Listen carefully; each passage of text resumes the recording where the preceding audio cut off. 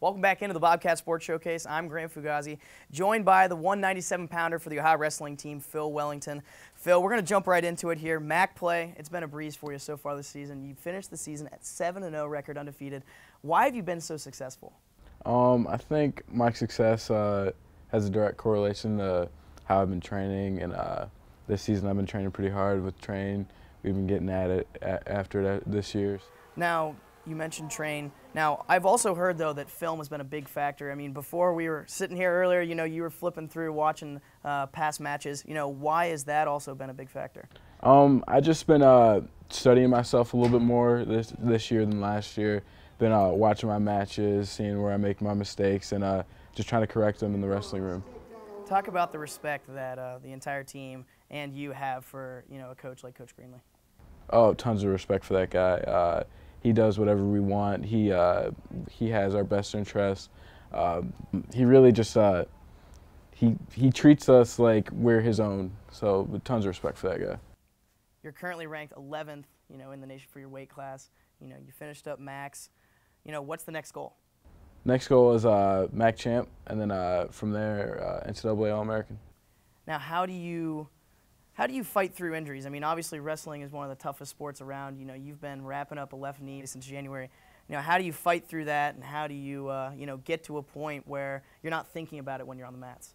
I've been fighting injuries basically all my life. I haven't had the best knees, and in high school I had to miss a whole football season because of a knee surgery. So I bounced back, ended up placing at state that year. So injuries aren't a new thing for me. Now, all right, so we're going to do a little thing here. I'm going to say, I'm going to name a couple things off, and just think of the first word that comes to mind, and we maybe explain it a little bit, okay? So we're going to start out Coach Greenlee. Honestly, the first thing that comes to mind is big. Yeah? Because he's a huge guy, just like Goliath. And he's got the biggest mustache I think I've ever seen. How about Jeremy Johnson? Everyone calls him Train. Workhorse. Yeah? I mean, he's your, is it sparring partner, or is it, how? We just say drill partner. Okay. And he's the guy you go up against every single practice, is that correct? Yeah. All right. How about Phil Wellington? I don't know. That's a weird one. I'd guess I'd say hard worker. I figured that's hard that's work. the way you were probably going to go. I hear that there's something that you do sometime in your free time that Coach Greenlee doesn't really like.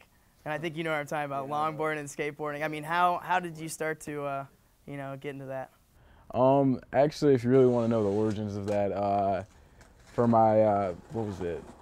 When I was 7, my dad bought me a video game called Tony Hawk, and I was like, I want to do that. So ever since I was maybe 7, 8, I got my first skateboard. Been doing it ever since.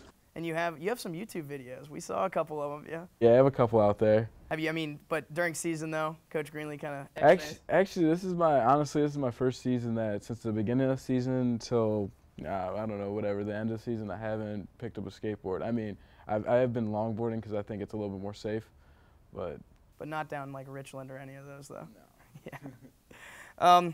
I mean, what do you expect from this team, through the rest of the season and, heading into a MAC tournament? I definitely expect big things.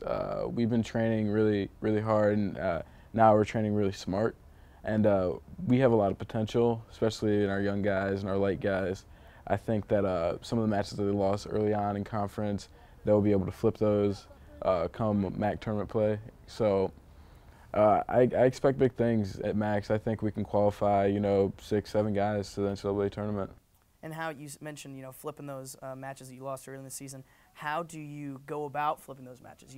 What is the first step of preparation in order to get those wins and solidify some guys heading to the NCAAs? I think you have to reflect on yourself first and see what mistakes did I make in those matches, and really see yourself as a better wrestler.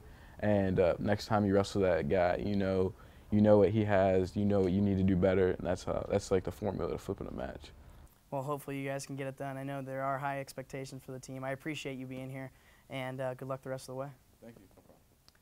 Well, that's all we got for you this week on the Bobcat Sports Showcase. Make sure you're checking into our social media pages throughout the week. You can like us on Facebook, and you can follow us on Twitter at Bobcat Showcase. We'll have a brand new episode of the Bobcat Sports Showcase coming back to you on Friday night at 11 o'clock right here on WOUB. Until next time, remember to stand up and cheer.